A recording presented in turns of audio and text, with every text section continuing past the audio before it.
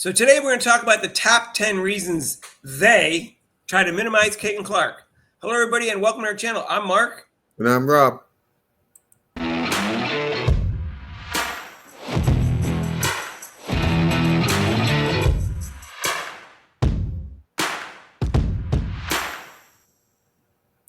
So, hey, if you haven't subscribed to our channel yet, please do so. Hit the notification bell when you do so get notified of our next video. And join us for Caitlin Clark's crossover. It's every Monday and Thursday, 6 to 7 and 5:30, respectively. And it's not going to do it. It's Eastern time, except for major holidays. We won't be doing it on Memorial Day or Labor Day. And so, anyways, Rob, so a lot of things happen regarding Caitlin Clark, and they start to get annoying because they're always trying to hold her down and minimize her. So I figured, I'm tired of this, but I'm going to come up with a list. And so we came up with a list, the top 10 reasons how they try to minimize Caitlin Clark to try to say she's not as good as her fans think she are, essentially. And some of them, there's very little to any of them, but that's why we put them on there. And we'll show them to you now. So reason number one, which is the one we heard the most often, which is amazing since she led the country in assists twice, and she was runner-up. I think she was actually she was either second or third, depending on whether or not you counted one player who only played 20 games her freshman year. So it's pretty amazing. I think she's third all time in assists. And she said people say she's a one-trick pony, that all she does is shoot threes. And several people have said that, Rob. Famously, Dejanay Carrington and Kennedy Carter said that about her. And also a lot of other people said it in comments. And there's absolutely no truth to that because she's a phenomenal passer. And not only does she have a lot of assists, she has better court vision and makes her teammates better than anyone in basketball history. So that's a silly argument, but that's what they say. Yeah, I think her shooting threes, people are expecting that. But her main thing is, I think, her passing. Right. And she's also an excellent defensive rebounder. So to say that's all she does is silly. And she gets a decent amount of steals and blocks, even though she may only be an average defender overall. She's good in some ways on defense. The next one that they say, Rob, is basically any Caitlin Clark haters, just for clarification. She can't win. She's a loser. She's a choker. She's not great because she never won a championship.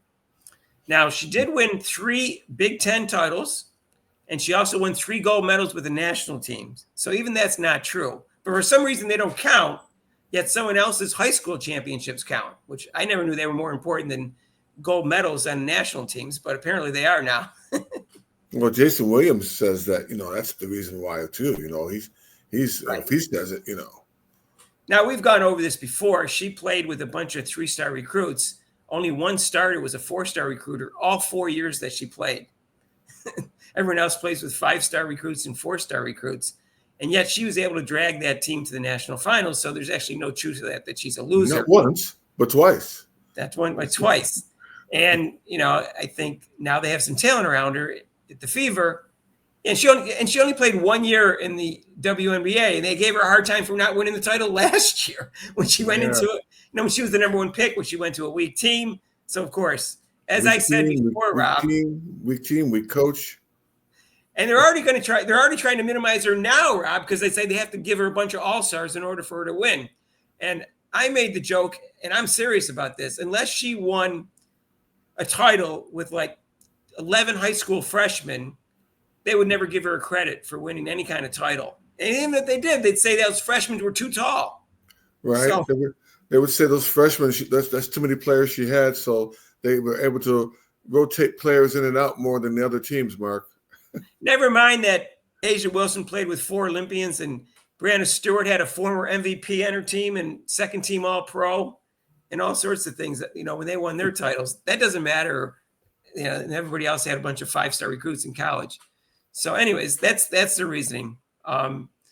Reason number 3 is by constantly saying that other players are generational talents that really aren't. In fact, I've heard 6 people called generational talents besides her, so 7 total.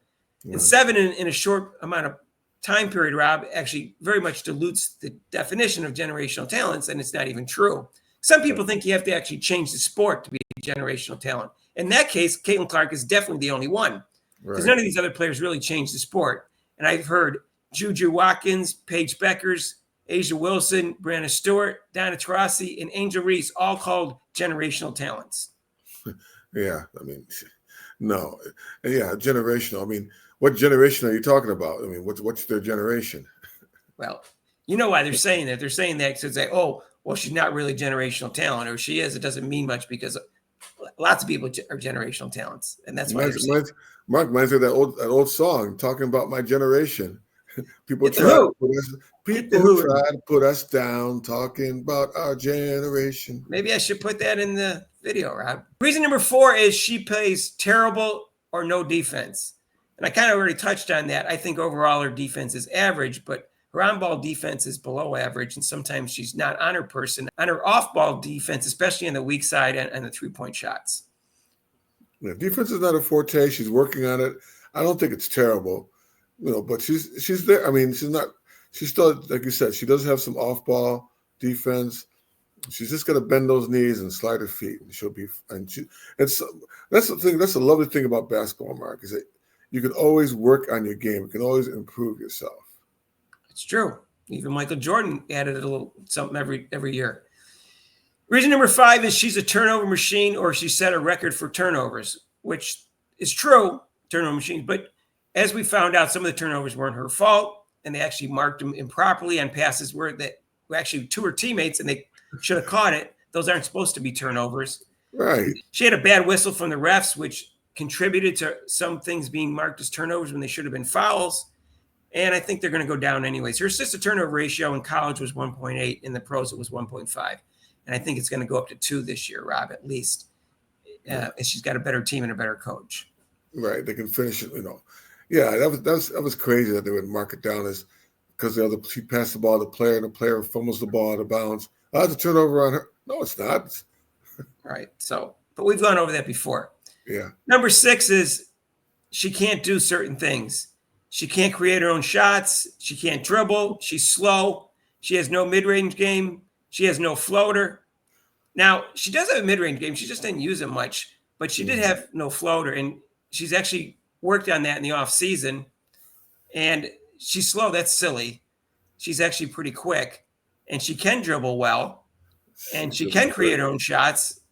So a lot of those are silly. Yeah, I saw her this last game. She broke someone's ankle off the dribble, so I don't know about that. Right. So player X is better than her because she has a better all-around game or a more complete game. Now, I want to touch on that because complete game, just because you don't have any major flaws doesn't mean you have a complete game if you're not good at anything in particular. So Caitlin Clark does have a complete game. It's just she's not a great defender. But in general, she has a complete game because she's not an awful defender, like people say. So she does have a complete game. And some of these other people they're talking about aren't necessarily good at making their teammates better or good passers and stuff like that. So that doesn't make them complete players either, Rob. That's what I was just going to say, Mark. She makes other players on her team, the teams that she's played, better. Even in an all-star game with players she never even played with, you could see the difference. You could see the players who were playing with her were like, wow, this is cool. Next one is she's not a good leader, which isn't true. She led a bunch of nobodies almost to 2 national championship finals. And she led that team that wasn't a strong team last year, Rob. It was her that generated the wins last year in the Fever. And, she can improve on that area, but she is a good leader and her teammates like her. And I think that's completely underrated as a leader, Rob. She's a leader, Mark, because in the beginning of the season, with Sides as a coach, limiting her to how she was doing, she said, forget this, I'm going to do my thing. And that's when they started winning and started playing a lot better. So she is a leader. I agree. She's a whiner and a trash talker. And she does complain to the refs, but she got the worst whistle in the history of basketball last year. So you can't blame her for that. And she does a little trash talking, but she did very little in the WNBA. So that's overrated too. She did some in college, but she even toned her down her senior year, I thought. Reason number 10 is she can't handle the physicality of the WNBA. Well, she proved that wrong. And Gino looked pretty bad. And she actually added 10 pounds of muscles in the offseason. So I don't even think that's going to be a factor anymore, Rob. Yeah, I think she will be good. She has more muscle. She's got more muscle on her body, so I think she will handle it well. And she got assaulted last year and just got up every time, Rob. She never got injured. She played every game. So to say she can't handle it is just silly. But we know why they're doing this. They're jealous and envious of Caitlin Clark, and they want to try to minimize her greatness. So they come up with reasons, most of which aren't true. Some have some validity to them, and we recognize that as we went over it. But a lot of them are just exaggerated or made up. And these are the 10 we came up with. There's more. Number 10, Mark. That's all I keep saying. There's more, but these are the ones that I could think of off the top of my head. And I came up with a list, and I just thought they were interesting. And guess what, Rob? These aren't going away, because even as she improves in these areas and stops doing them, they still keep repeating them anyways. She could win a championship, and they're going to say, okay, well, her team was too good. So it won't matter. They're going to come up with reasons why they don't think she's a great player. And who cares? We know she is, and the people who know basketball know she is. So that's what's going to happen. And we know who they are, too. We are. They is everybody that doesn't like Caitlin Clark. Sometimes it's the players. Sometimes it's the media involved in the WNBA. Sometimes it's media like ESPN and Fox Sports. And sometimes it's a bunch of trolls on Twitters or Angel Reese fans or Asia Wilson fans or whatever who don't like her, or Juju Watkins fans. Let us know what you think down below. If you thought of some other reasons, I'd be interested to hear them. I'm sure there's another 10 or 20 reasons you could find, or at least minimal, smaller reasons. And if you like this video, share it with your family, friends, and acquaintances. And if you haven't subscribed to our channel yet, what are you waiting for? It's free. I swear to God, it's free. No charge whatsoever. And hit that notification bell when you do, so you get notified of our next video. And join us for Caitlin Clark's crossover, which is every Monday and Thursday.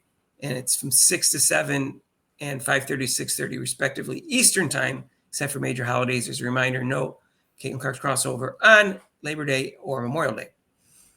And also, we're going to go live for Caitlin Clark's first live game, which is going to be May 17th against the Chicago Sky and Angel Reese. So join us for that.